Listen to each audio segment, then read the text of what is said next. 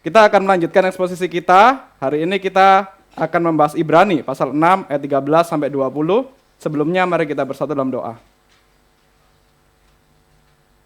Bapa kami yang di surga, kami bersyukur untuk anugerah yang terus Kau limpahkan kepada kami. Pada hari Sabat ini Kau berikan kepada kami peristirahatan, untuk kami boleh melayani Engkau, untuk kami boleh mendengar akan firman-Mu, untuk kami boleh bersekutu sebagai saudara dan saudari seiman. Maka biarlah Engkau yang buka hati kami, untuk kami boleh mengerti akan kebenaran firman, dan biarlah Engkau yang pakai hamba-Mu untuk menjadi wakil-Mu dalam menyampaikan kebenaran firman. Dalam nama Tuhan Yesus kami berdoa. Amin. Mari kita buka kitab Ibrani pasal yang ke-6. Ayat yang ke-13 sampai ayat yang ke-20 kita baca secara bergantian. Saya terlebih dahulu, kemudian Bapak Ibu menanggapi, begitu seterusnya sampai ayat yang ke-20. Ibrani pasal 6 ayat 13 sampai ayat 20. Sebab ketika Allah memberikan janjinya kepada Abraham, ia bersumpah demi dirinya sendiri, karena tidak ada orang yang lebih tinggi daripadanya.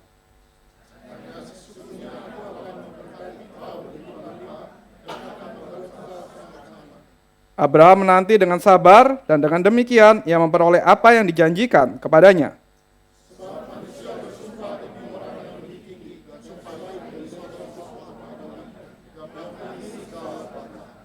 Karena itu, ketika Allah bermaksud menunjukkan dengan lebih meyakinkan rencananya yang tidak berubah-ubah kepada para ahli waris janji itu, ia menjamin dengan sumpah.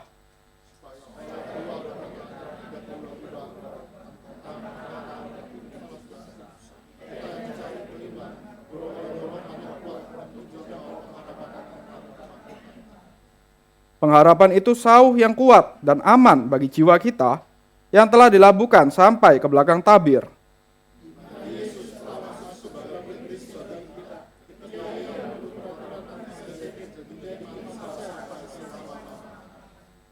Ketika kita dalam satu perjuangan hidup, perjuangan untuk mencapai satu impian, ataupun mungkin bagi yang kuliah, perjuangan untuk menyelesaikan perkuliahan, bagi yang mungkin mencari pekerjaan, perjuangan untuk bekerja, sepanjang hidup kita adalah hidup yang penuh dengan perjuangan. Dan biasanya di dalam kehidupan yang penuh perjuangan, kita suka meneladani orang-orang yang telah terlebih dahulu berjuang dan menang. Orang-orang yang telah berhasil, itu biasanya kita pelajarin, dan biasanya cerita mereka itu menjadi satu cerita yang membuat kita bersemangat juga. Misalnya ketika kita mau merintis satu usaha, kita mau menjadi perintis, kita berharap agar usaha kita sukses, dan kemudian anak-anak kita menjadi pewaris. Kita melihat cerita dari orang-orang yang pernah sukses melakukan hal ini. Misalnya ketika mau mulai usaha, kita lihat cerita orang-orang seperti Steve Jobs yang memulai perusahaan Apple-nya dari satu garasi di rumahnya bersama dengan rekannya. Atau ketika kita juga berkuliah, ada waktu di mana kita harus berjuang untuk menyelesaikan skripsi, menyelesaikan tesis. Kita juga biasanya terinspirasi oleh cerita orang-orang yang pernah berhasil. Misalnya ketika saya ada di STTRII, sedang berkuliah, itu ada satu legenda yang begitu besar, legenda yang begitu luar biasa, yang menginspirasi kami yang sedang berkuliah, terutama yang sedang menulis skripsi ataupun tesis. Legenda ini mengatakan, seorang yang bernama Pendeta Jack Kawira, itu bisa menyelesaikan tesisnya hanya dalam waktu 2 minggu. Dan itu memang benar, dia bisa menyelesaikan tesis dalam 2 minggu. Itu menjadi inspirasi bagi kami, yang waktu itu juga sedang kuliah, sedang mengerjakan tesis ataupun skripsi. Kalau Pendeta Jack Kawira aja bisa 2 minggu, betapa keterlaluannya saya kalau mengerjakannya 2 tahun. Setidaknya 1 semester bisa lah, kalau nggak bisa 2 minggu. Jadi ada orang yang pernah melakukan itu, ada orang yang bisa melakukan itu, maka ya memang saya tidak sejenius Pendeta Jack, jadi setidaknya ya ditambah sedikit lah, nggak 2 minggu, 1 semester, harus bisa. Nah itu akan menjadi dorongan, akan menjadi semangat untuk kita berjuang, untuk lebih berjuang lagi, karena ada orang yang pernah melalui dan berhasil. Jadi cerita orang yang pernah berhasil itu akan menjadi pendorong, semangat bagi kita. Tetapi selain cerita orang yang pernah berhasil, ada opsi yang kedua juga yang akan menjadi pendorong, yang akan menjadi penyemangat kita dalam berjuang. Yaitu jaminan bahwa perjuangan kita tidak sia-sia. Jaminan bahwa nanti ketika selesai berjuang, ketika sampai di garis finish, itu ada satu anugerah besar yang pasti akan kita nikmati. Ada satu keberhasilan yang pasti akan kita benar-benar capai. Kita membayangkan Di akhir perjuangan kita menikmati hasilnya. Dan itu pasti kita dapatkan. Ketika kita membayangkan itu, tentu kita akan bersemangat dalam berjuang. Kita akan memiliki semangat yang berapi-api untuk menyelesaikan pergumulan, untuk menyelesaikan pertandingan. Karena tahu, ada jaminan pasti bahwa saya akan sampai di tempat itu. Bahwa saya pasti akan mendapatkan anugerah yang besar itu, mendapatkan satu hadiah yang besar itu. Nah, inilah inti dari bagian yang kita baca tadi, Ibrani pasal 6 ayat 13 sampai 20. Ada dua cara penulis Ibrani untuk menyemangati, untuk membakar semangat dari jemaat Ibrani yang dalam konteks perjuangan. Pertama dengan memberikan cerita, ada loh orang-orang yang berhasil, ada loh orang-orang yang juga mengalami pergumulan iman yang sama seperti kita, tapi berhasil. Cerita dimulai dari Abraham, seorang bapak orang beriman. Dan kemudian juga ada loh jaminan kita berjuang sekarang tidak sia-sia. Kita berjuang sekarang itu pasti akan mendapatkan satu hadiah yang besar. Dan itu pasti. Dari poin yang kedua yang nanti kita akan bahas, jaminan keberhasilan kita. Maka dari itu kita mulai masuk dalam cerita Abraham terlebih dahulu. Bapak orang beriman ini. Untuk kita membaca cerita Abraham, tentu kita harus kembali ke kitab Kejadian. Kita buka Kejadian pasal 12, sambil nanti juga disiapkan pasal 13, 14, 15, sampai 16. Cerita dari bapak orang beriman yang terlebih dahulu berjuang, berjalan, kemudian berhasil, meskipun penuh dengan perjuangan. Kita baca dari Kejadian pasal 12 terlebih dahulu. Saya baca ayat yang kedua, Bapak Ibu sekalian, ayat yang keempat dari Kejadian pasal 12. Aku akan membuat engkau menjadi bangsa yang besar, memberkati engkau, serta membuat namamu masyhur, dan engkau akan menjadi berkat.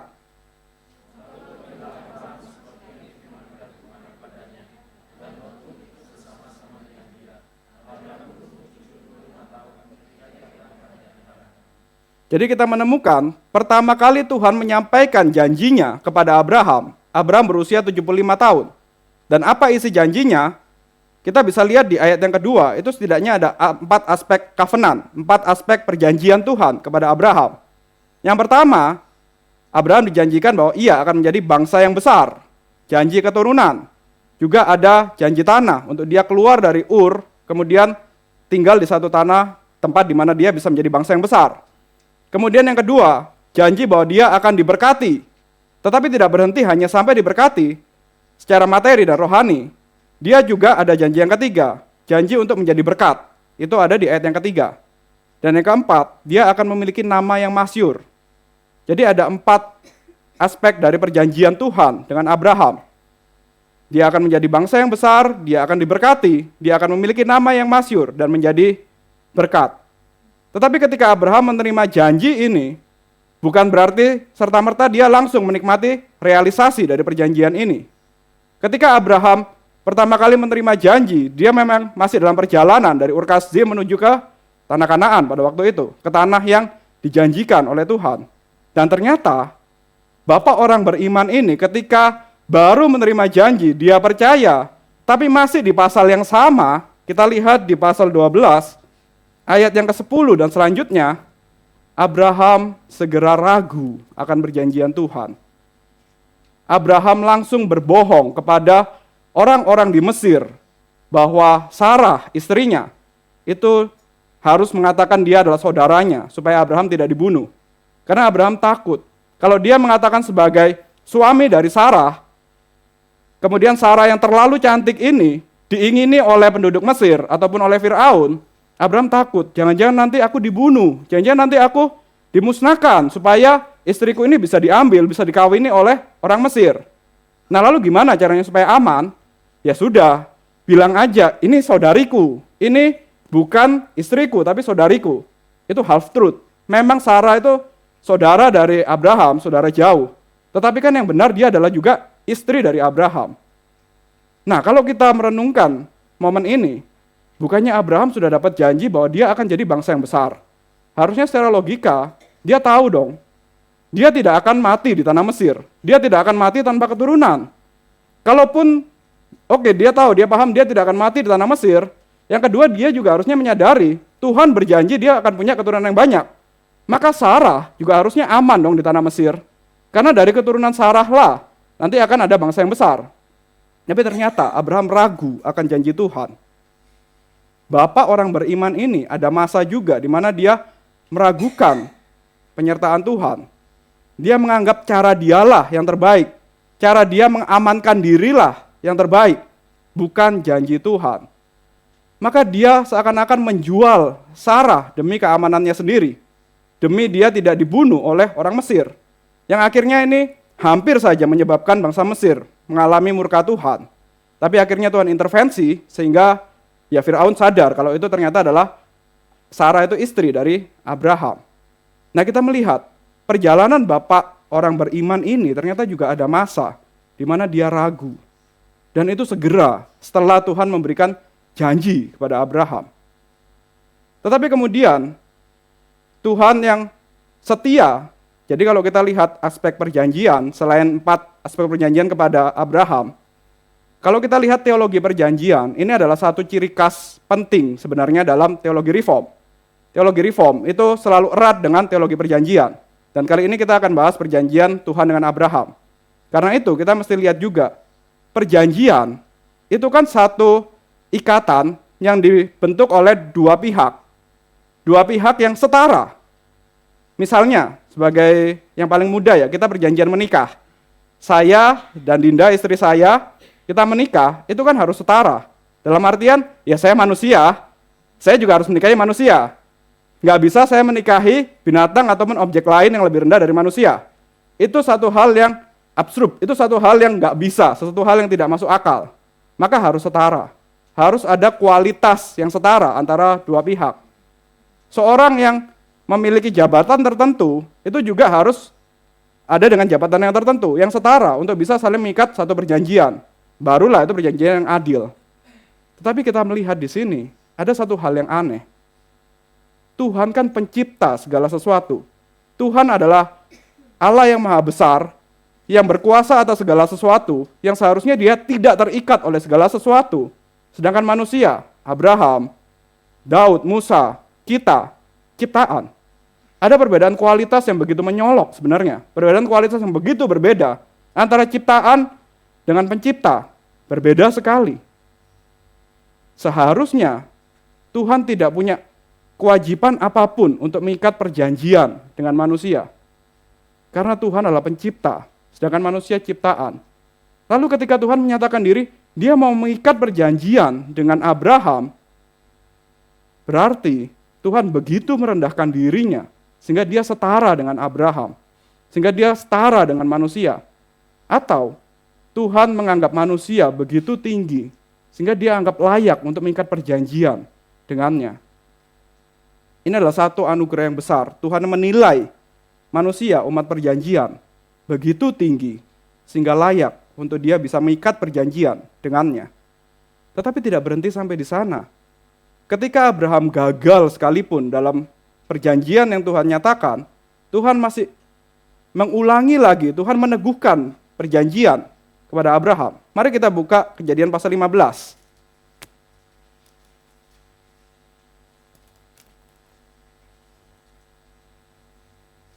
Saya baca ayat yang ke-5, kemudian Bapak Ibu sekalian, setelah ayat yang ke-5 kita baca ayat 9 sampai 12.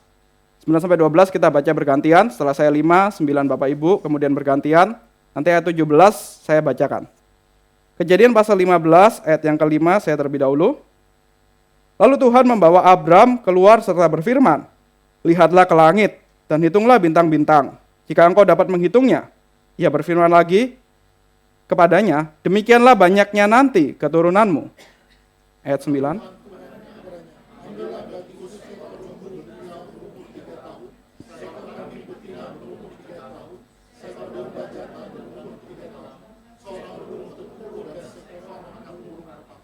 Semua itu diambilnya bagi Tuhan dan dibelahnya menjadi dua. Lalu bagian-bagian itu diletakkannya yang satu di samping yang lain. Tetapi burung-burung itu tidak dibelahnya.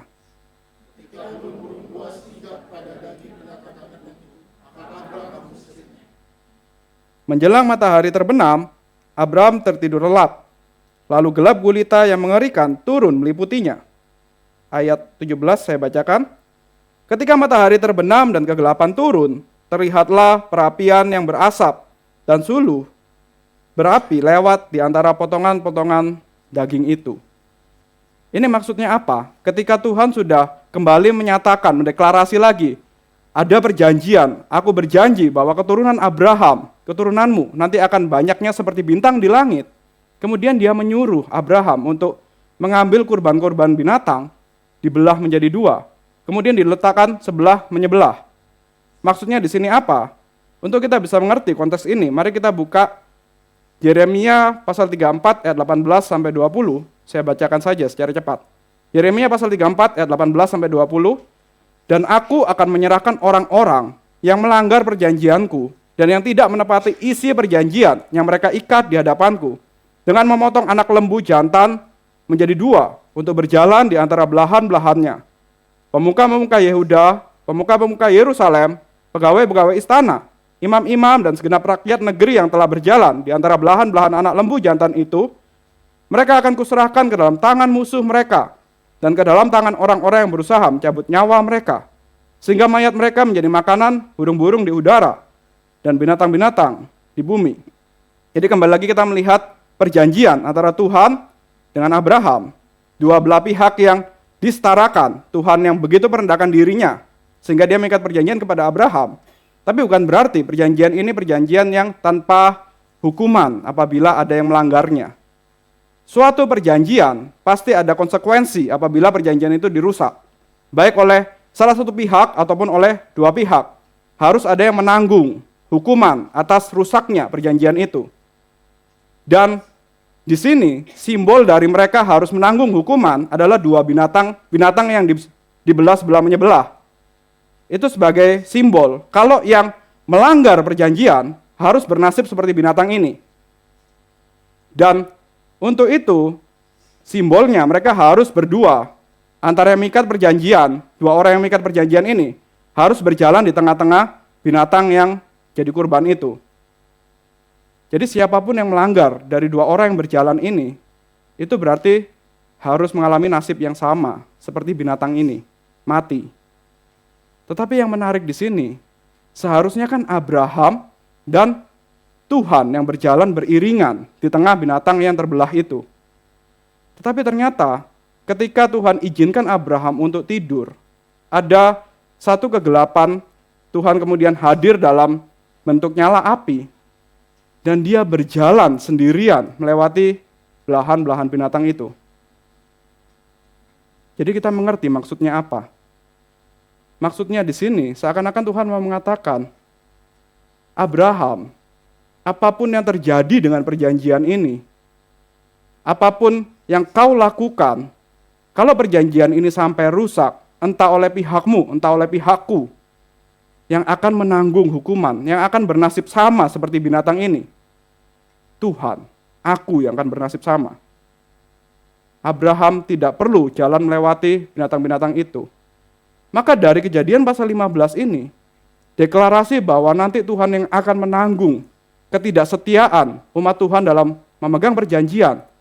Tuhan yang akan menanggung penghukuman karena perjanjian itu dirusak. Kristus yang akan mati di atas kayu salib untuk menanggung umat Tuhan yang gagal dalam taati perjanjian. Sudah dideklarasi dari Kejadian pasal 15 ini. Inilah kenapa ketika umat Tuhan selalu gagal mentaati perjanjian dengan Tuhan, ketika umat Tuhan selalu tidak setia kepada Tuhan, pada akhirnya tetap harus ada satu pihak, karena perjanjian itu telah rusak, harus ada satu pihak yang dihukum, dan itu adalah pihak Tuhan, yang harus mati di atas kayu salib. Jadi di sini, Abraham melihat satu peneguhan yang begitu besar atas janji yang Tuhan berikan kepadanya. Seharusnya, sebagai orang yang beriman, ketika melihat satu fenomena yang begitu besar seperti ini, kita membayangkan kita ada di posisi Abraham. Apa yang kita lihat? Apa yang kita pikirkan? Kita akan sangat terharu kan? Kita akan langsung merasa, oh Tuhan betapa besar pengorbananmu. Engkau yang mau merendahkan dirimu, sehingga mau mengikat perjanjian denganku. Tidak berhenti sampai di sana. Engkau yang mau menanggung ganjaran apabila perjanjian ini gagal. Betapa besar anugerahmu Tuhan. Seharusnya begitu kan responnya. Tapi ternyata, benar saja Abraham Bapak orang beriman ini tidak serta-merta langsung beriman, langsung bisa mentaati perjanjian dengan sempurna. Dari Kejadian 15, di mana ketika Tuhan berjanji akan ada keturunan yang besar, keturunan yang sangat banyak bagi Abraham, masih belum tergenapi perjanjian itu, masih ada waktu penantian. Di antara Kejadian pasal 15 sampai Kejadian pasal 17, tepat satu pasal setelah Tuhan mendeklarasi perjanjian dengan dia juga menyatakan bahwa dia yang akan menanggung hukuman itu, Abraham gagal lagi dalam menjalankan perjanjian Tuhan. Di pasal 16, kita menemukan satu kisah yang mengerikan, di mana Sarah memberikan Hagar budaknya kepada Abraham, agar Abraham punya keturunan. Baik Abraham, baik Sarah merasa inilah caraku untuk mentaati perjanjian dengan Tuhan. Inilah caraku supaya perjanjian Tuhan tergenapi. Caraku yang terbaik, sepertinya saya lebih pintar daripada Tuhan. Toh kalau menunggu Tuhan hanya diam saja. Toh Sarah ini sudah terlalu tua, saya juga sudah terlalu tua. Jadi apa yang harus aku lakukan supaya perjanjianku dengan Tuhan ini tergenapi? Ya aku harus punya anak dari Hagar. Dan itu akhirnya menjadi satu tragedi yang besar. Dan bagi konteks pada zaman itu, pada zaman Abraham, seorang raja, seorang yang berkuasa punya istri lebih dari satu, itu hal yang biasa. Maka Abraham ketika dia mengawini Hagar dan punya anak Ismail, itu sebenarnya dia sedang jatuh dalam dosa budaya pada zaman itu. Dia sedang jatuh dalam dosa yang sama yang dilakukan oleh bapak-bapak patriark Israel pada zaman itu. Bagi zaman itu tuh hal yang biasa, tapi bagi Tuhan itu adalah dosa. Dan ini akhirnya menjadi satu hal yang mengerikan. Tetap meskipun Tuhan setia, Tuhan tetap menyatakan di pasal 17 nanti Tuhan akan mengulangi lagi janjinya. Tuhan akan mengatakan, oke, kamu memang gagal dalam perjanjian ini, tapi aku setia, aku akan mengulangi lagi perjanjian, aku akan memperbarui lagi menunjukkan bahwa ya aku setia, perjanjian ini tetap berlaku. Kamu gagal, aku tidak gagal. Kamu tidak setia, aku setia. Di pasal 17 akan ada pengulangan lagi perjanjian ini. Tetapi karena Abraham berdosa di pasal 16, kehidupan keluarganya, tetap ada upah dari dosa. Tuhan tetap setia pada perjanjiannya, tetapi Abraham harus memiliki kehidupan keluarga yang tidak baik. Dia harus melihat Ismail, yang nantinya ada Ishak juga yang lebih muda, harus ada perseteruan sendiri. Kemudian Abraham harus dengan susah payah, dengan berat hati harus mengusir anaknya sendiri, Ismail. Dan kemudian Hagar juga harus diusir, yang ya masalah rumah tangga Abraham ini akhirnya sampai hari ini pun kita juga hadapi. Kita hari ini ya di Indonesia lah, kita sebagai minoritas kaum keturunan Ishak secara spiritual, sampai hari ini juga nggak rukun sama kaum keturunan Ismail secara spiritual. Gara-gara Abraham dan Sarah yang mencoba dengan caranya sendiri. Tetap upah dosa ada. Tuhan setia, tapi akibat dari dosa tetap harus ditanggung oleh Abraham. Keluarganya tetap menjadi keluarga yang tidak begitu harmonis. Tetapi kembali lagi, kita lihat di ayat di pasal yang ke-16, ayat 16. Jadi kalau kita lihat lagi urutannya tadi, usia 75 tahun, Abraham mendapat janji dari Tuhan. Kemudian Abraham mencoba dengan caranya sendiri, di pasal 16 ayat 16, itu ketika dia berusia 86 tahun, ketika Hagar melahirkan Ismail bagi Abram. Jadi ada 11 tahun. 11 tahun kalau kita pikirkan, ya waktu buat anaknya ya mungkin 10 tahun lah. Selama 10 tahun Abraham tidak sabar. Selama 10 tahun dia meragukan janji Tuhan. Selama 10 tahun dia menanti janji Tuhan dan tidak terlaksana. Dia menganggap, oke, caraku, aku harus lakukan dengan caraku. Dia menganggap caranya dia yang terbaik. Tetapi Tuhan di pasal 17 kembali mengingatkan. Kita buka di ayat yang ke-23. Pasal 17 ini adalah pasal di mana Tuhan mengulangi lagi janjinya, mendeklarasi lagi janjinya. Kamu gagal, kamu berdosa, tetapi aku akan tetap setia pada perjanjianku.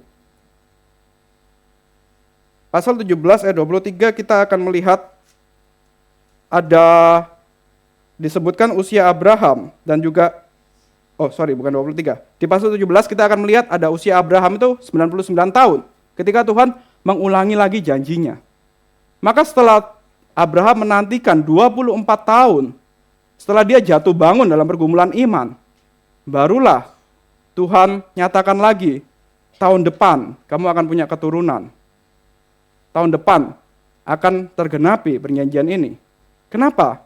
Harus ada penantian selama 25 tahun sampai Abraham jatuh bangun dalam iman.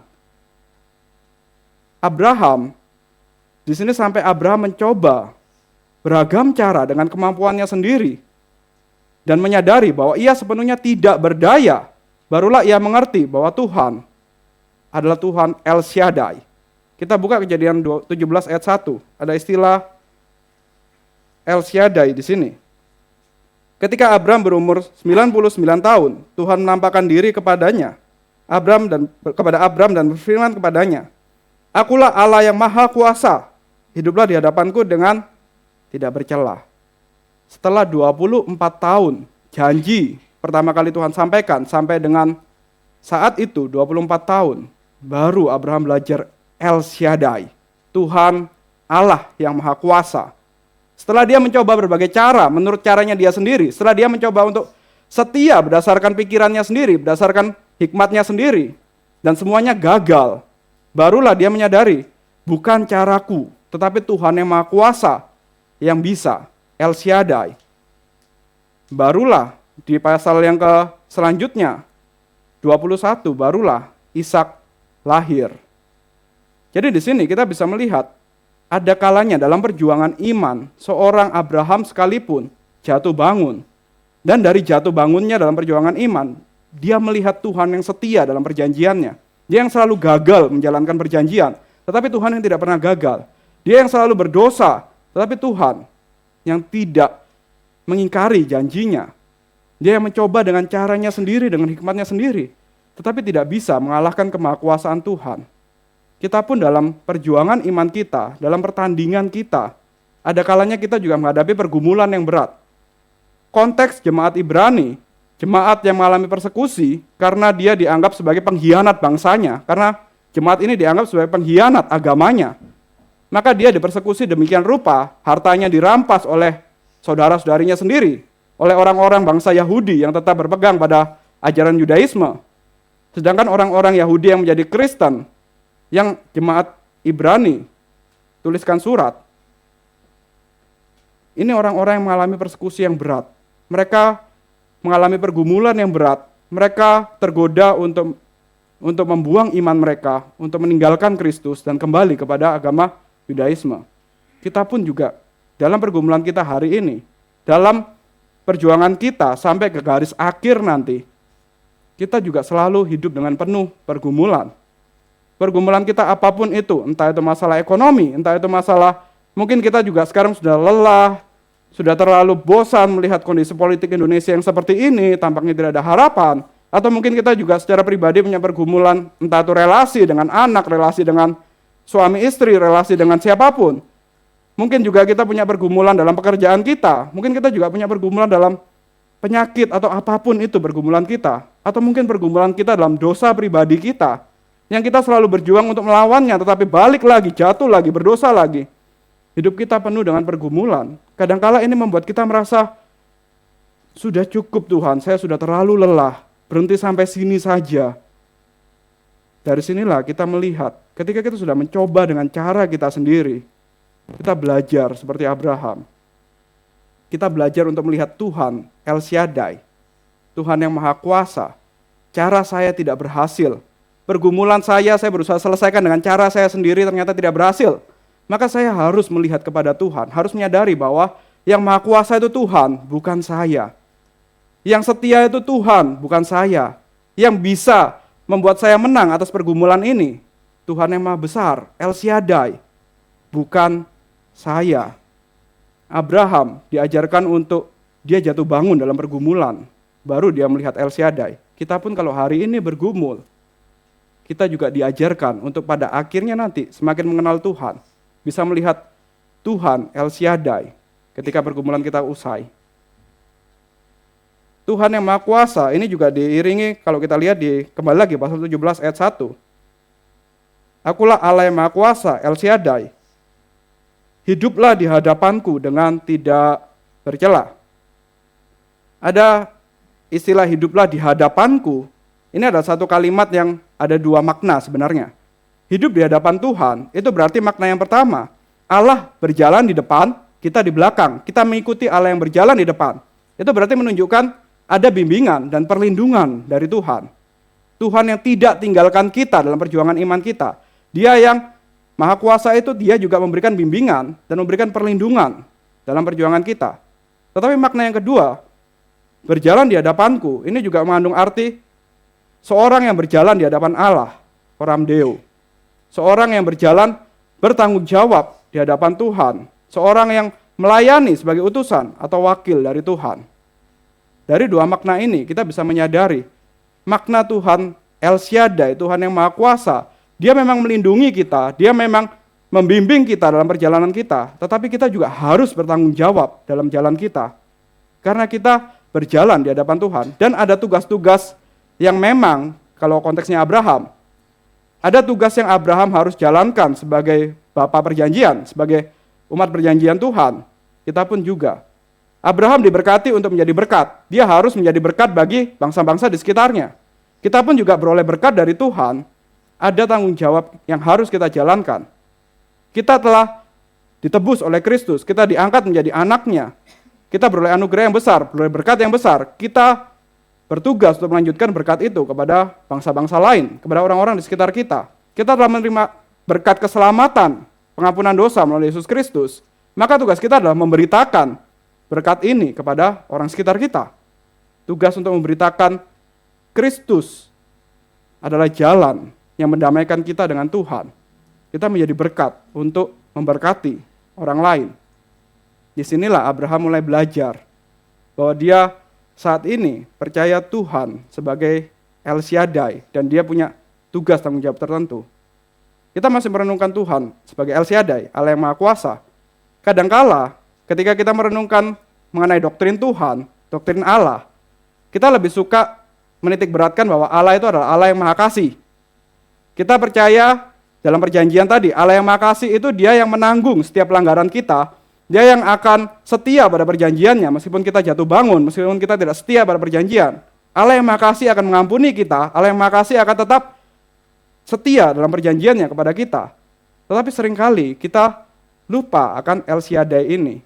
Ketika kita bergumul, ketika kita dalam pergumulan dalam menghadapi situasi hidup yang berat, entah itu pekerjaan atau apapun itu, kita berdoa kepada Tuhan. Seringkali kita hanya sekedar menyampaikan, oh Tuhan aku lelah, oh Tuhan tolong aku dalam pergumulan ini. Tapi mungkin kita sebenarnya tidak sungguh-sungguh percaya El Shaddai. Kita merasa tidak ada pengharapan ke depan. Kita merasa hidup ini begitu berat. Kita menganggap Tuhan tidak lebih besar daripada pergumulan saya. Saya datang kepada Tuhan hanya supaya dapat belas kasihan Tuhan, supaya dihiburkan saja. Tapi kita lupa, Tuhan juga mampu untuk menyelesaikan pergumulan kita. Tuhan lebih besar daripada pergumulan kita. Dia Allah yang Maha Kuasa. Bahkan pergumulan yang paling mustahil sekalipun, kadang-kala kita merasa harus dengan cara saya, harus dengan ide saya, pikiran saya, tapi mentok. Kemudian kita merasa nggak ada harapan sama sekali. Pergumulan yang paling mustahil, seorang lansia, pasangan lansia, umur 90 tahun, bisa punya anak untuk pertama kalinya, itu kan satu hal yang mustahil. Ternyata itu pun Tuhan bisa jawab. Tuhan bisa hidupkan rahim yang sudah begitu tua, rahim yang dari awal memang tidak bisa mengandung. Di usia yang tua justru bisa mengandung Ishak. Inilah El Shaddai, Allah Maha Besar. Maka dalam pergumulan kita hari ini, apapun itu, kita masing-masing punya pergumulan, tetap El Shaddai, Allah Maha Besar. Dia bisa menjawab pergumulan kita, dia bisa menjadi solusi atas pergumulan kita. Tetapi seringkali kita kembali lagi, mungkin kita seperti orang-orang seperti Sarah dan Abraham, ketika pertama kali Tuhan kembali mengulangi janjinya, mereka tertawa. Mereka mengatakan, masa sih Tuhan bisa membuat kandungan yang sudah tutup ini bisa ada lagi, bisa hidup lagi. Masa sih Tuhan bisa membangun satu keturunan yang besar dari kakek dan nenek ini? Mereka tertawa. Mereka menertawakan kebesaran Tuhan. Atau mungkin kita juga agak mirip seperti orang-orang pada zaman Nuh, ketika melihat Nuh membangun bahtera untuk menyiapkan air bah. Mereka tertawa, mereka melihat, masa sih akan ada satu bencana yang besar, ini cuaca cerah kok semuanya. Kita mungkin tidak sampai se ekstrim itu, tapi ada kalanya kita merasa pergumulanku jauh lebih besar. Udahlah, ke gereja itu tidak bisa menyelesaikan pergumulan saya. Berdoa itu tidak bisa menyelesaikan pergumulan saya. Tuhan itu tidak bisa menyelesaikan pergumulan saya. Kita menertawakan El Shaddai. Kita menertawakan Tuhan yang Maha Kuasa ketika kita menganggap pergumulan kita lebih besar daripada Tuhan. Tetapi setelah melewati berbagai perjalanan yang panjang seperti Abraham, mungkin nanti ada waktunya kita yang hari ini berjuang habis-habisan. Ketika pergumulan ini selesai, barulah kita melihat, ternyata memang Tuhan Maha Besar. Ternyata memang Tuhan lebih besar daripada pergumulanku. Aku semakin mengenal Tuhan, inilah El Shaddai, Allah Maha Besar itu. Karena itulah, aku menyadari sekarang hidupku harus bertanggung jawab di hadapan Tuhan.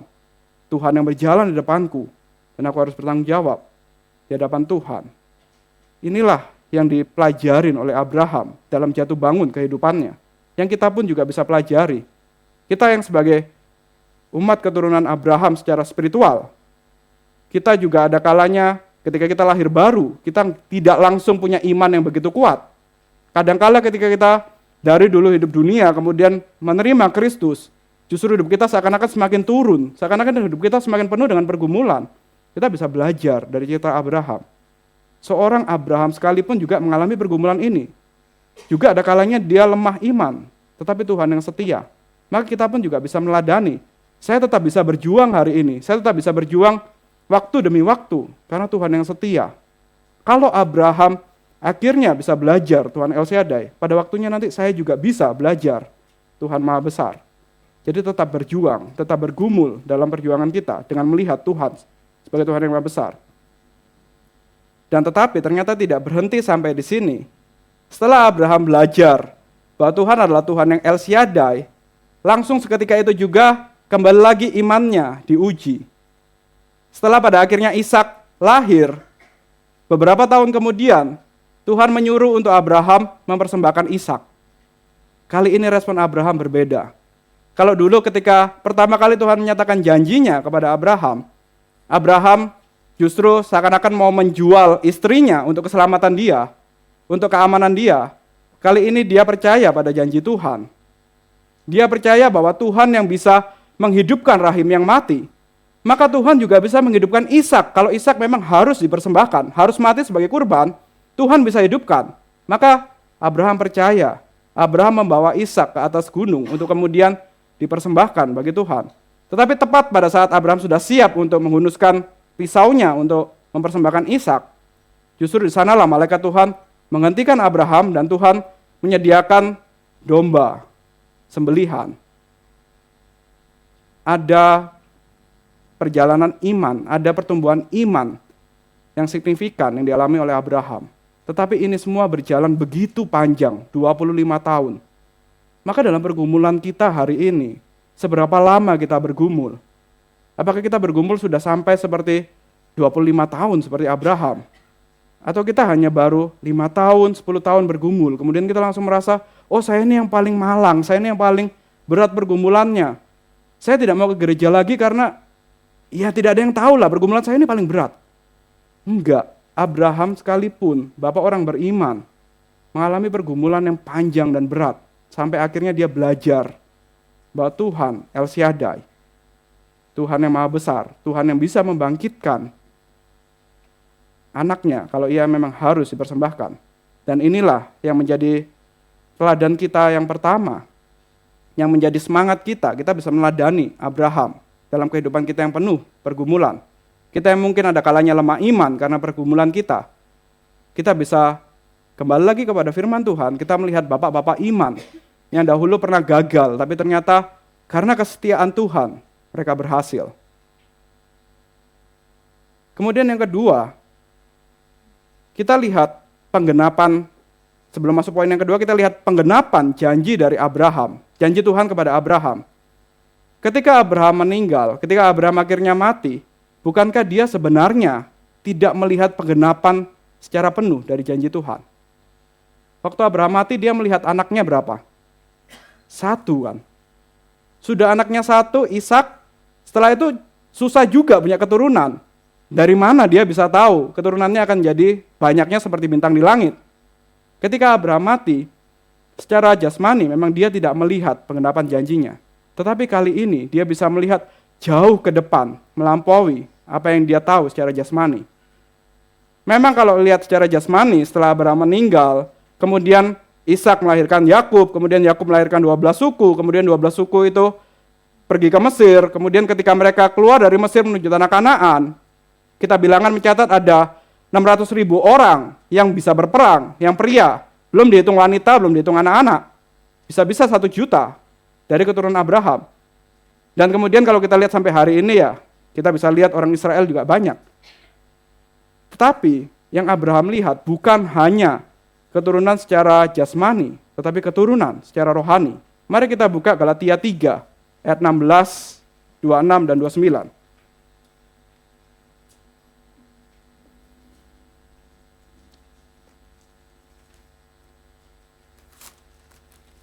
Galatia pasal 3, saya baca ayat 16, Bapak Ibu 26, kemudian saya baca ayat 29.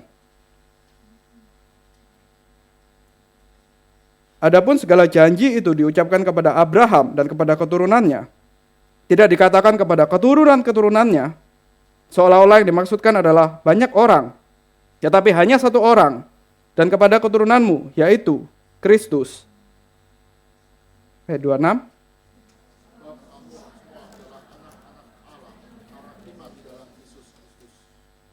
Kemudian ayat 29. Lagi pula, jikalau kamu milik Kristus, kamu adalah keturunan Abraham dan ahli waris menurut janji Allah.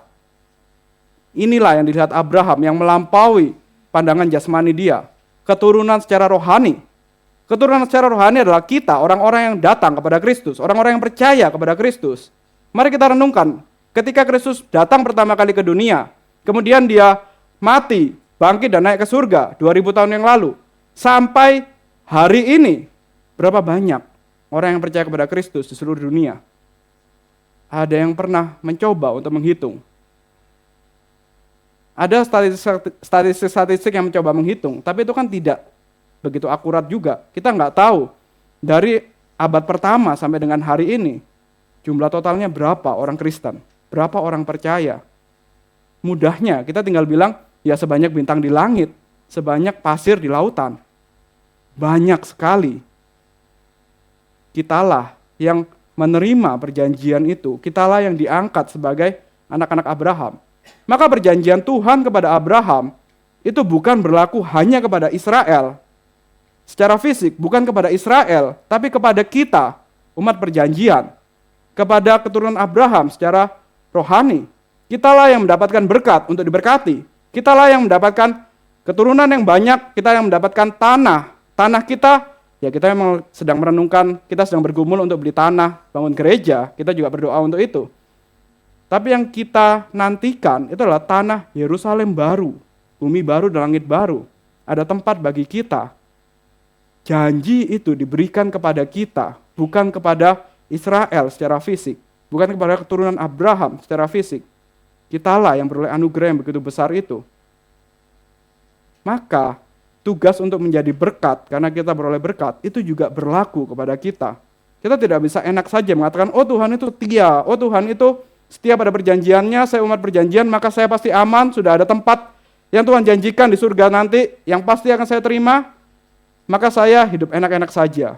Tidak, seperti Abraham juga harus, karena dia diberkati, harus menjadi berkat bagi bangsa-bangsa. Kita pun juga begitu. Dan Abraham sebenarnya, sebelum pasal 17, dia sama sekali tidak tertarik untuk menjadi berkat bagi bangsa-bangsa. Tahu dari mana? Sebelum pasal 17, ada peristiwa Abraham yang hampir mendatangkan celaka bagi Mesir. Harusnya dia datang ke Mesir, jadi berkat bagi Mesir. Tapi justru dia dengan berbohong, dia hampir mendatangkan celaka bagi Mesir. Kemudian di pasal-pasal selanjutnya, karena dia mau menyelamatkan Lot, dia harus berperang melawan bangsa-bangsa. Abraham itu lebih suka berperang, lebih suka menjadi pedang bagi bangsa-bangsa daripada menjadi berkat bagi bangsa-bangsa. Tetapi karena kembali lagi, setelah dia belajar Tuhan yang setia, El Shaddai yang maha besar, barulah dia menyadari, barulah dia mulai melihat ya memang panggilan Tuhan kepadanya sebagai bapa orang beriman adalah menjadi berkat bagi bangsa-bangsa. Kita pun juga, kita sebagai umat perjanjian Tuhan, kita menyadari Tuhan telah berkati saya. Mungkin awalnya kita juga tidak tertarik untuk menjadi berkat bagi bangsa-bangsa. Mungkin awalnya kita tidak tertarik untuk memberitakan Injil kepada orang-orang di sekitar kita. Mungkin kita tidak tertarik untuk memberitakan Injil kepada kaum mayoritas yang menjerit di sana. Kita menganggap, oh berkat Tuhan cukup bagiku, kesetiaan Tuhan cukup bagiku. Lebih baik saya menjadi pedang bagi mereka. Saya lebih suka berapologetik, memukul kalah mereka, daripada memberitakan Injil menjadi berkat bagi mereka. Tetapi nanti ketika kita sudah melewati berbagai pergumulan, Tuhan telah pimpin kita belajar bahwa El Shaddai, mungkin kita arah hatinya juga mulai diarahkan untuk melihat mereka yang mayoritas, orang-orang lain yang non-Kristen, sebagai mereka yang harus menerima berkat dari kita. Kita yang memberitakan Injil kepada mereka. Ada kalanya kita hari ini masih enggan, karena mungkin kita masih dalam perjalanan menuju kedewasaan iman itu. Ya kita harus jalani. Itu hal yang biasa, hal yang memang Abraham pun alami. Maka kita tidak perlu merasa diri menjadi minder, kita tidak perlu merasa diri sebagai Kristen yang gagal. Kok ngelihat orang lain kayak biasa saja, kok ngelihat yang non-Kristen kayak biasa saja. Ya mungkin kita memang sedang dalam tahap untuk bertumbuh secara iman. Tetapi nanti ada waktunya kita akan memiliki gairah untuk menjadi berkat bagi bangsa lain. Maka dari itu kalau kita kembali lagi, agak ya sedikit membuka rahasia, GRI Cikarang ini juga sedang bergumul selain untuk membeli tanah, kita juga bergumul untuk membuka satu cabang yang baru. Karena ini kita sudah menikmati berkat Tuhan yang begitu limpah, harusnya berkat ini tidak hanya dinikmati oleh orang-orang di sekitar Cikarang, tetapi dinikmati oleh orang-orang entah di cabang yang baru nanti di mana. Maka kita berdoa, kita berjuang bersama-sama. Kalau nanti mungkin pendeta Tama akan umumkan, kita nanti akan mendoakan satu daerah, satu wilayah untuk kita buka cabang. Ya kita sedang menjalankan sebagai umat perjanjian Tuhan, sebagai keturunan Abraham yang meneruskan janji Tuhan. Kita yang telah diberkati, kita memberkati daerah yang baru nanti. Kita harus terlibat dalam doa, dalam kita juga menginjili, dalam kita berbagai upaya untuk sampai daerah itu. Nanti ada terang Tuhan di sana melalui kehadiran kita. Kemudian kita masuk ke poin yang kedua. Setelah kita melihat teladan Abraham sebagai pembakar semangat kita, yang hari ini kita juga berjuang, Abraham pun berjuang, tapi Abraham kemudian menang melewati berbagai jatuh bangun. Abraham bisa, maka kita juga bisa. Poin yang kedua, kita juga lihat, selain teladan Abraham, ada janji Tuhan yang sebenarnya kita lebih bersyukur daripada Abraham pada zaman itu. Karena janji Tuhan ini pasti, perjuangan kita tidak sia-sia. Perjuangan kita pasti akan sampai pada akhirnya nanti. Karena Tuhan yang berjanji. Kita kembali ke Ibrani pasal 6 tadi. Kita lihat ayat 18b sampai ayat yang ke-20. Penulis Ibrani mengatakan, kita yang mencari perlindungan, peroleh dorongan yang kuat untuk menjangkau pengharapan yang terletak di depan kita. Pengharapan itu adalah sauh yang kuat dan aman bagi jiwa kita, yang telah dilabuhkan sampai ke belakang tabir, di mana Yesus telah masuk sebagai perintis bagi kita. Ketika ia menurut peraturan Melkisedek menjadi imam besar sampai selama-lamanya. Di sini penulis Ibrani menggunakan gambaran sauh atau jangkar sebagai gambaran akan keamanan. Ini satu gambaran yang baik. Kalau kita melihat jangkar di kapal-kapal, itu tujuannya itu kan untuk mengamankan kapal itu agar tidak hanyut terbawa oleh ombak. Jadi ini adalah simbol yang mengamankan kapal, simbol yang mengamankan kita.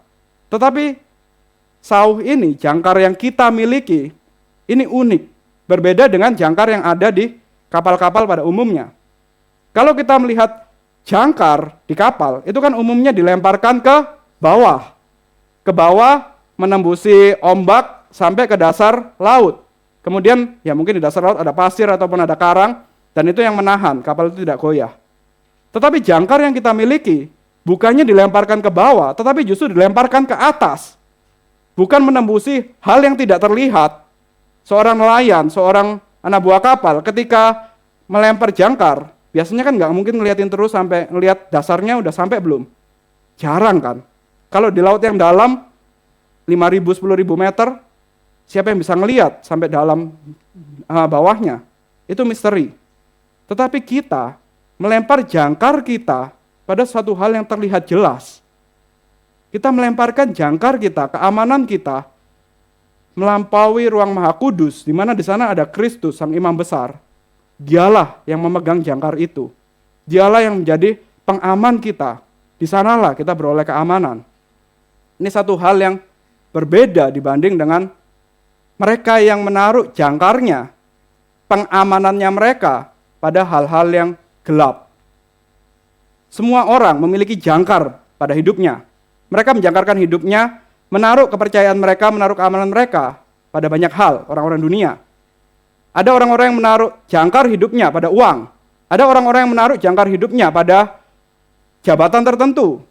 Ada orang yang menaruh jangkar hidupnya pada relasi tertentu. Atau pada reputasi diri. Tetapi itu semua kan bisa mengkhianati dirinya. Ketika uang mengkhianati dia, uang habis. Kemudian harapan dia ditaruh di mana? Apa yang menjadi jangkar keamanan hidupnya? Dia akan frustasi, dia akan langsung kehilangan arah, dia akan langsung hanyut terbawa oleh arus dunia. Ketika jabatan hilang, ketika relasi hilang sebagai jangkar, kemana dia akan berharap? Semua orang punya mimpi, dan biasanya jangkar inilah yang jadi pengharapan dia untuk mencapai mimpi tersebut. Orang Kristen pun juga punya mimpi, tetapi kita berbeda.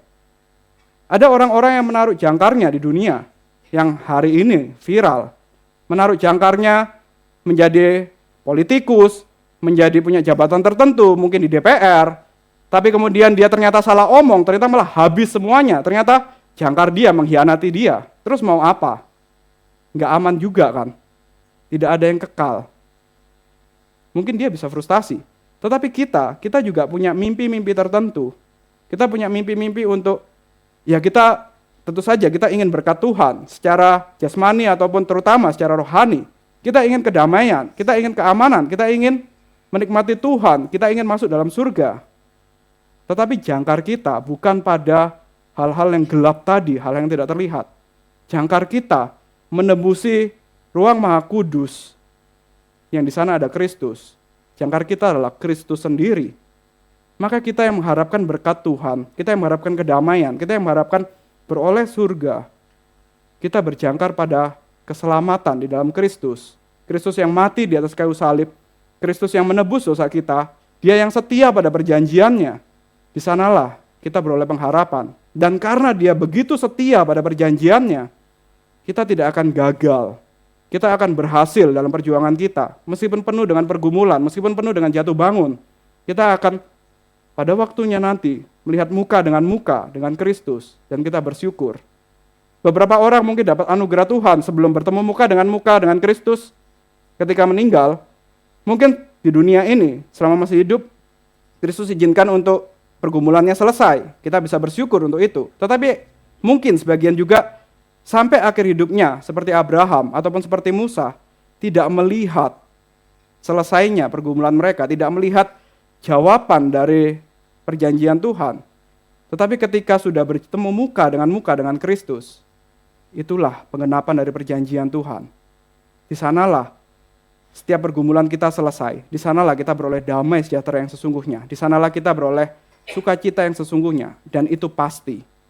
Itu jaminan yang tidak mungkin gagal. Dari dua alasan inilah, kita yang hari ini berjuang, kita yang hari ini bergumul, dapat terus kembali lagi bangun pagi hari, berjuang lagi dalam pergumulan kita, berjuang lagi dalam pertandingan iman kita, karena ada orang-orang yang berhasil dipimpin oleh Tuhan, yang jadi teladan kita, dan kita pun juga ada jaminan kekal yang tidak mungkin gagal. Maka marilah kita terus berjuang untuk mencapai penggenapan dari janji itu. Soli Deo Gloria, mari kita berdoa. Bapa kami yang di surga, kami sungguh bersyukur kepada Engkau karena Engkau memberikan teladan dari Bapak Abraham yang meskipun jatuh bangun dalam taati perjanjian dengan Engkau, tetapi ternyata Engkau yang setia. Dan kepada kami Engkau berikan anugerah yang jauh lebih besar daripada Abraham, yang melihat dengan samar-samar, kami boleh melihat dengan jelas bahwa pengharapan kami, bahwa jangkar kehidupan kami ada dalam Kristus. Maka biarlah dalam setiap pergumulan hidup kami terus dengan penuh semangat melanjutkan perjuangan hidup. Karena kami tahu pada akhirnya nanti tujuan hidup kami jelas. berjumpa muka dengan Kristus, memiliki satu tempat di sisimu yang begitu dekat dengan engkau. Maka biarlah kami terus bersandar pada perjanjian, pada kesetiaan dan kepada engkau. Dalam nama Tuhan Yesus kami berdoa. Amin.